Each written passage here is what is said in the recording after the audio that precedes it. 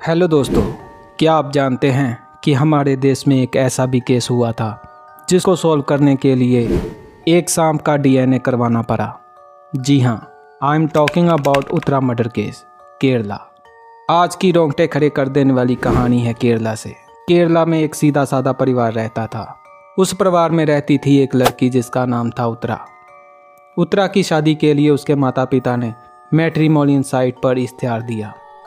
उसी इश्तिहार को देखकर एक लड़का आया जिसका नाम था सूरज। सूरज एक बैंक में नौकरी करता था। सूरज काफ़ी अमीर तो नहीं था, लेकिन उसकी नौकरी ठीक ठाक चल रही थी।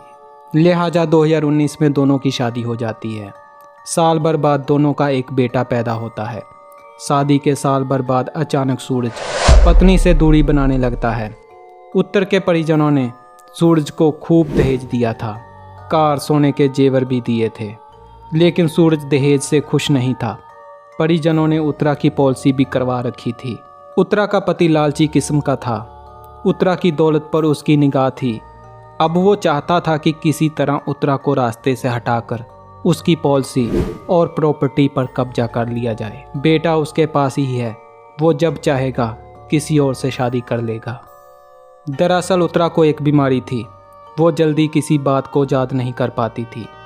घर वाले उसके इलाज के लिए सूरज को 8,000 रुपया अलग से देते थे, लेकिन पति के मन में लालच था। वो उत्तरा को रास्ते से हटा देना चाहता था। इस काम के लिए वो इंटरनेट पर नए नए तरीके सर्च करने लगा। अभी वो तलाश में जुटा ही था कि उसके मन में एक आइडिया आया। आइडिया सांप का था। केरला में जहरीले सांप से अक्सर बहुत सारे लोग मरते हैं। सूरज भी उत्तरा को मारने के लिए सांप का रिसर्च करने लगा। पता चला कि कोबरा का जहर सबसे खतरनाक होता है। जाहिर है कि भारत में सांप पालना अवैध है। अब सूरज को सांप की ज़रूरत थी, लिहाजा उसने एक सपेरे से संपर्क किया और कहा कि उसे जहरीला सांप चाहिए। मार्च 2020 में सुरेश नाम के एक सपेरे ने सूरज को एक सांप दिया, वो भी 10,000 रुपये में। सूरज चुपचाप सांप लेकर घर आ गया और सांप को घर के ऊपर वाले कमरे में छोड़ दिया। सूरज ने बीवी से कहा कि ऊपर कमरे में मेरा मोबाइल रह गया है, जाओ ले आओ। जिसके बाद उत्तरा जैसे ही ऊपर कमरे में पहुंची और जोर से चिल्लाई, जिसके बाद सूरज ने सांप को पिंजरे में डालकर घर के बाहर फेंक दिया। इस बार उत्तरा को सांप ने नहीं काटा था, लिहाजा सूरज दोबारा रात में सांप उठा लाया और उत्तरा के कमरे में छोड़ दिया। इस बार सांप ने उत्तरा को काट लिया, जिसके बाद उत्तरा की बुरी हालत हो गई।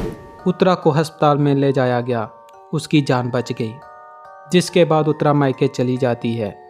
वहाँ मायके वाले उसकी देखभाल करने लगते हैं। इस बार घर वालों को कोई शक नहीं हुआ था।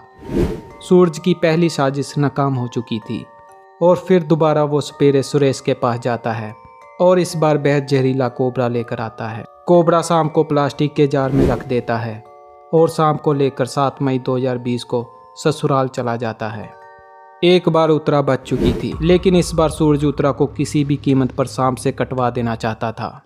रात में सूरज बीवी के पास सोया था और सांप को उत्तरा के पास छोड़ दिया। हैरानी की बात तो ये थी कि कोबरा उत्तरा को काट नहीं रहा था, वो बार बार इधर उधर भागने लगा था।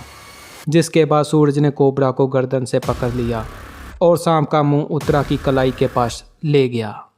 गर्दन जकड़ने से सांप को गुस्सा आ गया और उस सांप ने उत्तरा की कलाई को काट दिया। जहां एक बात और गौर करने की थी कि सोने से पहले सूरज ने उत्तरा के जूस में बेहोशी की दवा मिला दी थी। अब उत्तरा को सांप काट चुका था। सुबह हो गई, लेकिन उत्तरा सोकर उठ नहीं रही थी। उत्तरा को उठाने के लिए माँ जब कमरे में गई तो शोर मचाया कि उत्तरा की हालत खराब है। आनन फानन में परिजन उत्तरा को अस्पताल लेकर गए, जहां उसे मृत घोषित कर दिया गया। मामला अजीबोगरीब था। मौत सांप के काटने से हुई थी, लिहाजा अस्पताल प्रशासन ने पुलिस बुला ली। लाश का पोस्टमार्टम हुआ, तब खुलासा हुआ कि उत्तरा की मौत सांप के जहर से हुई है। रिपोर्ट में एक तरह की बेहोशी की दवा के सिम्टम्स भी मिले थे। यही वजह पुलिस को भी हैरान कर रही थी। जांच के दौरान सांप की तलाश शुरू हुई।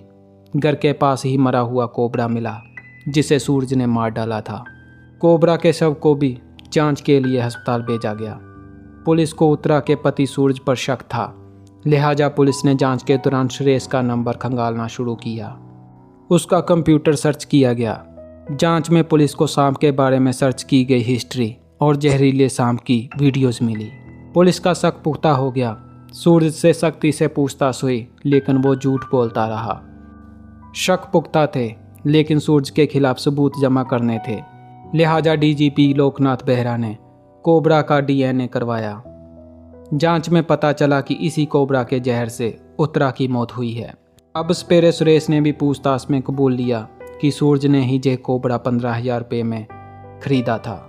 जांच को और भी पुख्ता करने के लिए पुलिस ने बाकायदा एक्सपर्ट की निगरानी में उस बेड पर एक डमी ट्रायल किया जहां उत्तरा की मौत हुई थी। बेड पर एक डमी बॉडी को लेटाया गया और कोबरा सांप छोड़ा गया। डमी को कोबरा काट नहीं रहा था, बल्कि इधर उधर भाग रहा था, जिसके बाद सपेरे ने सांप की गर्दन पकड़ ली और सांप को गुस्सा दिलाया तो कोबरा ने डमी पर जोरदार डंक मार दिया। एक्सपर्ट ने खुलासा किया कि जब तक कोबरा को गुस्सा नहीं आता वो किसी को डंक नहीं मारता। कोबरा रात में शांत रहता है, जानी रात में लेजी हो जाता है। इस केस में जेगर कमरे में कोबरा दाखिल होने का कोई रास्ता ही नहीं था। कमरे में कोई भी खिड़की नहीं थी, जानी कि साबित हो गया कि उत्तरा के कमरे में कोबरा आया नहीं, बल्कि सांप को लाया गया था। कत्ल के इस केस में कोर्ट में 1000 पन्नों की चार्जशीट दाखिल की गई। सांप की जांच के हर पहलू की रिपोर्ट, डीएनए रिपोर्ट, कोबरा के बिहेवियर की रिपोर्ट, सबका ब्यौरा पेश किया गया। सुरेश नाम की सपेरे की गवाही हुई। कंप्यूटर में रिकॉर्ड और मोबाइल नंबरों का ब्यौरा पेश किया गया। पुलिस ने अदालत में साबित किया कि उत्तरा का कत्ल उसके पति ने जहरीले कोबरा से कटवा कर किया। अदालत ने सितंबर 2022 को ऐतिहासिक फैसला सुनाया।